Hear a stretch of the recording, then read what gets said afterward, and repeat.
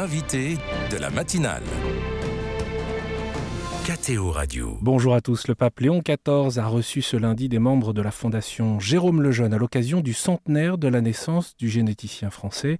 Le Saint-Père a rendu hommage à cet homme de science et de sagesse, ce sont ses mots, cet homme qui devint le précurseur de la génétique moderne et dont le procès de béatification a été ouvert en 2007. En 2021, le pape François a reconnu les vertus héroïques du professeur Lejeune, pionnier dans la découverte et la recherche sur la trisomie 21. Nous sommes avec Aude Dugas pour en parler. Bonjour. Bonjour. Postulatrice de la cause de béatification de Jérôme Lejeune.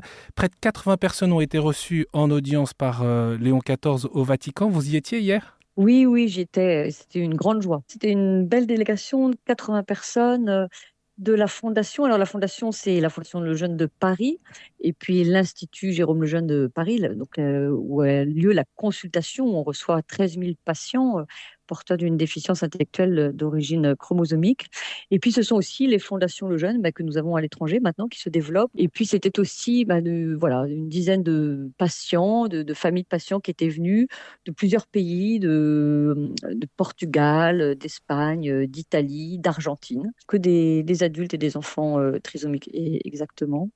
Et puis, il y avait aussi les enfants du professeur Jérôme Lejeune, puisque cette audience était à l'occasion des 100 ans de la naissance du professeur Lejeune, qui avait lieu le 13 juin 1926, donc 2026. Avant de revenir sur les propos du pape Léon, peut-être quelques repères sur le professeur Lejeune. Pour ceux qui ne le connaissent pas bien, vous rappeliez à l'instant sa date de naissance, 13 juin 1926, et puis il y a son engagement dans la recherche génétique. Alors, Jérôme Lejeune, il nous a quittés en 1994 après une carrière et un développement d'une vie vraiment lumineuse. Donc c'est lui qui on le dit comme le père de la génétique moderne parce qu'il a eu une influence déterminante sur le développement de la génétique à l'international, notamment par sa contribution vraiment exceptionnelle à la découverte de la trisomie 21, mais aussi après par un certain nombre d'autres découvertes, comme la maladie du cri du chat, qui est peut-être un peu moins connue, mais qui est bien connue des généticiens. Et puis, il a été nommé premier professeur de la première chaire de génétique fondamentale créée en France, pour lui, c'était en 1964. Voilà, exactement. Et la découverte de la trisomie s'est faite en 58, il est publié en 59. Donc, on est vraiment au début des années 60. Et ensuite, il est devenu membre de beaucoup d'académies dans le monde entier, très courtisé par les chercheurs américains qui avaient bien repéré en lui un des grands généticiens. Donc, ils voulaient le faire venir aux États-Unis, mais lui est toujours resté en France.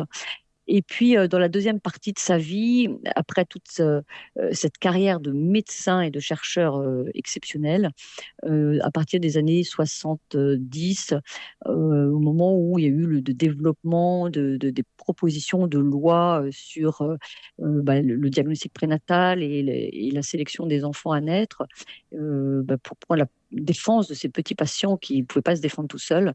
Il a été reconnu dans le monde entier comme étant un des grands apôtres de la dignité de la vie de ces personnes et de leurs grands défenseurs, leurs grands avocats. Partout, on le faisait venir pour qu'il témoigne de ce que c'est que l'embryon humain et l'humanité de l'embryon.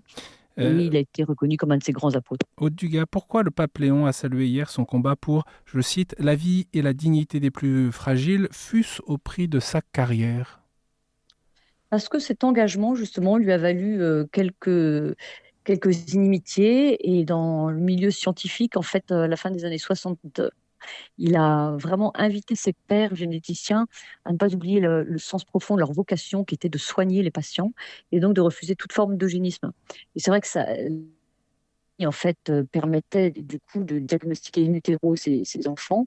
Et donc la tentation de ces années-là, et qui continue aujourd'hui, était donc de les proposer l'IMG.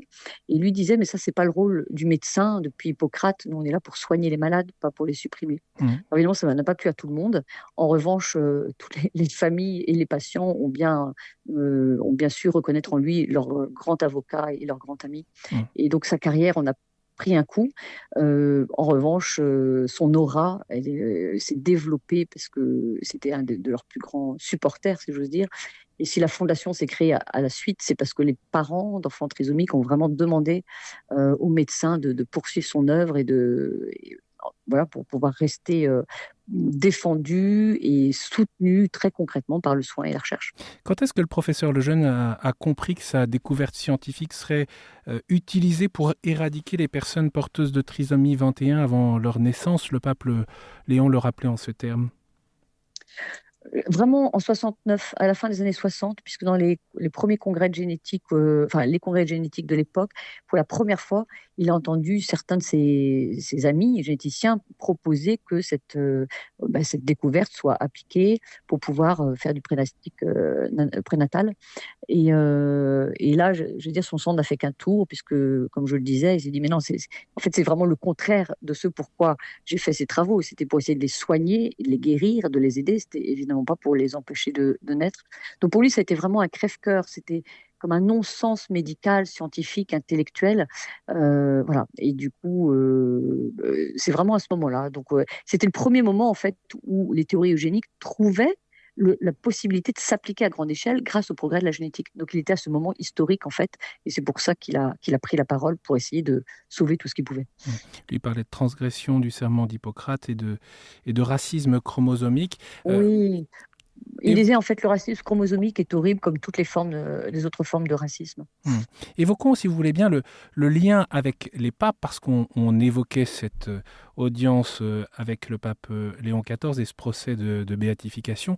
Il y a eu des liens étroits entre le professeur Lejeune et les papes. Paul VI le nomma membre de l'Académie pontificale des sciences. On connaît aussi l'amitié qui a lié le professeur Lejeune au pape Jean-Paul II, qu'il nomma le premier président de l'Académie pontificale pour la vie à Rome.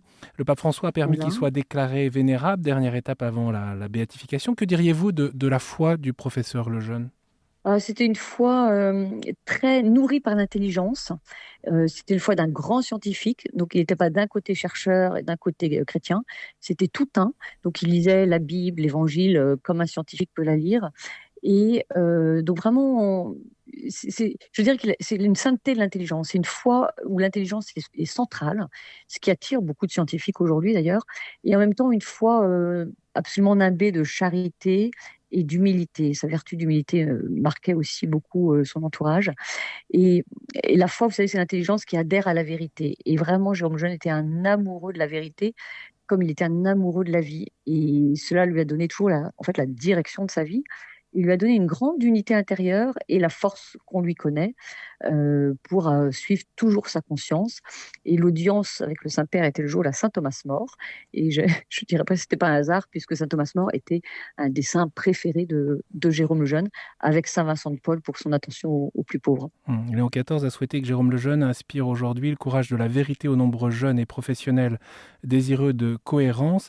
Et je le cite à nouveau, il a recommandé à ces jeunes professionnels d'unir sans raideur la raison et la foi, la parole et les actes, l'absence de jugement sur les personnes et le rejet du mensonge. Qu'est-ce que ça veut dire sans raideur ? Parce que en fait, c'est difficile cette ligne de crête. Vous pouvez asséner des vérités de façon intransigeante, mais en manquant de charité. Vous pouvez vivre une espèce de charité, mais qui peut être peut-être plus s'apparenter à une forme d'affectivité, mais qui manque parfois de vérité. Et de garder cette ligne de la vérité fécondée par la charité et la charité fécondée par la vérité, je pense que c'est que quand on vit les vertus de façon très unifiée et assez héroïque qu'on parvient à suivre cette ligne de crête. Et je crois que vraiment Jérôme Lejeune est cet exemple. On ne comprend pas Jérôme Lejeune si on ne comprend pas qu'il était mu vraiment par la miséricorde pour ses patients et par amour pour lui. Ça, c'est la miséricorde corporelle, donc on comprend bien le soin. Mais il y a aussi la miséricorde spirituelle, qui n'est pas moins importante, qui est de corriger l'erreur, d'éclairer les intelligences. Et il disait toujours, en fait, il n'y a qu'une solution, c'est la vérité, toujours la vérité. C'est, oui, éclairer les intelligences pour qu'elles découvrent la vérité.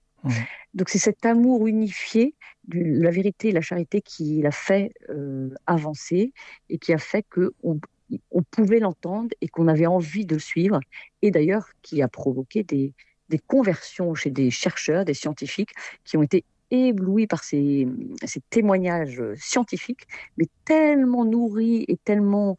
on sentait qu'il prenait sa source vraiment dans un amour indéfectible pour ses patients que ces témoignages pourtant scientifiques convertissaient les cœurs. Donc c'est un exemple, je trouve, assez rare et très, très, très beau.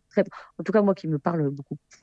Léon XIV évoque la figure de Jérôme Lejeune comme étant source d'inspiration aussi pour aujourd'hui. Qu'est-ce que Jérôme Lejeune a à dire pour les défis qui se présentent aujourd'hui à la médecine, au monde du soin, de l'attention à la personne ?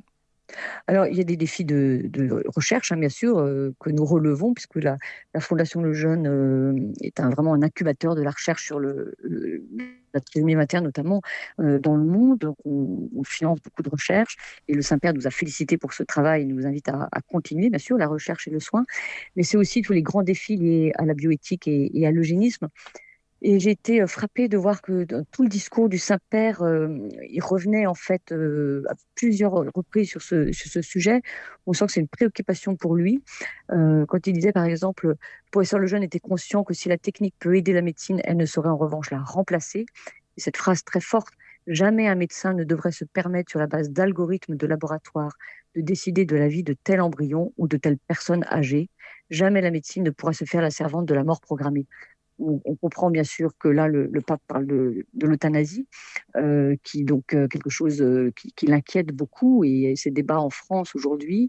Et puis cette référence à l'algorithme, c'est aussi sa grande préoccupation d'une intelligence artificielle qui serait utilisée, mais j'allais dire sans sagesse, enfin voilà, et qui donc aussi est risquée, pour la médecine. Donc c'est vraiment un appel. Tout au long de son discours, on a senti cet appel vibrant à développer une médecine selon l'excellence académique, scientifique, mais toujours pour que cette science et cette technique restent fidèles au serment d'Hippocrate et surtout au service des patients. Et notamment aujourd'hui, le grand débat, c'est au service des personnes âgées. Et je dois dire qu'il y a une image qui me restera de cette audience, c'est on avait donc ces personnes trisomiques avec nous, porteuses de trisomie, et à la fin, c'était extraordinaire, nous avons eu la chance de pouvoir être bénis par le Saint-Père, et il y a un jeune homme trisomique qui est arrivé et qui a pris le Saint-Père dans ses bras, qui fait un grand câlin au pape, et donc là, il y a une photo merveilleuse, et du pape qui le prend aussi dans ses bras, et je me dis, voilà, ça c'est vraiment la réponse au défi de l'intelligence artificielle. On peut avoir d'un côté une médecine et une société hyper technique, technologique, mais froide. Et là, on a cette rencontre et cet amour de cet enfant trisomique qui arrive et qui enlace le pape. Ça vaut tous les discours. Et puis après, on a eu la grande photo, vous savez, où le pape se met avec nous tous et il s'assoit au milieu de nous. Et là, il y a un petit garçon trisomique qui s'est levé et qui a été s'asseoir à côté du pape. Et donc, le pape lui a fait de la place sur son fauteuil et le petit garçon s'est assis là. Et donc, la photo officielle du groupe, ce sera le pape avec ce petit garçon à côté de lui sur le fauteuil. Et je me dis, voilà, quand on accueille la différence, quand on se laisse bousculer par la vie, eh bien, c'est plein de surprises et c'est plein de joie. Et ça, je pense que c'est la grande réponse qu'on peut apporter à toute cette tentation d'une société moderne ultra technique, qui sera très efficace, certainement, mais qui aura perdu son humanité. Merci Aude Dugas de nous avoir raconté cette audience avec le Saint-Père à l'occasion du centenaire de la naissance du professeur Jérôme Lejeune. Je rappelle que vous êtes postulatrice de la cause de béatification du professeur Lejeune. Merci infiniment. Merci beaucoup.